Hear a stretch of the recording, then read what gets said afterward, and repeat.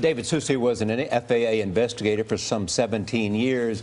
He is the author of Why Planes Crash and Accident Investigators Fight for Safe Skies. Welcome. Thank you, Charlie. You think there's some risk of complacency because we've had so few accidents? I believe that the safer we feel, the more vulnerable we are to accidents, actually, yeah. And what do you think of the things that were reported on in this piece? Well, I think when we talk about next gen, we talk about all the advancements that we've had in technology. And as we do that, as humans, we want to have a handle on that. So we go through a checklist, we rely more and more on checklists, and the more that we do that, the less we really think about our situation and where we are, and I call it an atrophy of vigilance. We start to not think about things, we just go down the checklist.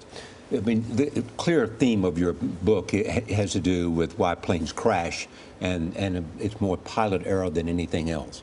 Is there a common denominator to pilot error? I think the common denominator to all accidents is this atrophy of vigilance. As you do routine things, your mind starts. Your series on the brain was fascinating, on the deciding brain. Right. And in that you talked a lot about, and your experts, Eric Kandel, talked a lot about how is it that our brains become complacent and what makes us make a decision. And my fear is that we automate the way that we make decisions. So you talk about the need too for psychological training for pilots. Correct. How would that impact things? How do you believe it would make a difference? Well, I think that, again, we have so much technology and it's becoming so advanced, we have to change the way that we think. We have to, I call it dare to repair our thinking about the way that we think, how we fit into our environment and what it is that we're truly doing. Be aware of where you are. You know, is there a light about ready to fall on your head, for example? Right. Those types of things. Where are you and what is your mind doing to you? Are you being lulled into a false sense of safety? You spent almost 20 years, 17 years, I believe, at the FAA, yes. and you see that as a problem too because it has this dual role that you say doesn't work. That's true. The FAA mandate is a dual role. It's not only to enforce and regulate, it's also to promote. So it's created a kind of a conflict within the culture. They're dealing with it in a lot of ways, but I think Congress needs to step forward and make sure that they clearly define what it is that the FAA does. Is it a promotion, or is it enforcement strictly? It's like telling a traffic cop, when you pull somebody over, make sure they get going faster. Do we need psychological training for pilots? Absolutely, absolutely. Think about the things that the pilots face every day, and even in their training. They're not forced, but they're encouraged to do as much training as they can to suspect everyone of being a terrorist.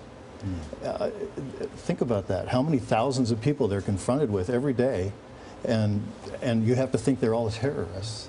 It's got to play with your head a little bit. Yeah. I mean, the thing that you constantly reiterate, and it seems to me is true about driving a car, a motorcycle, you know, is you've got to be in the moment, and you have to be very careful that you have touched every base, and you've got to make sure that you're looking at everything at every moment in order not to miss the obvious.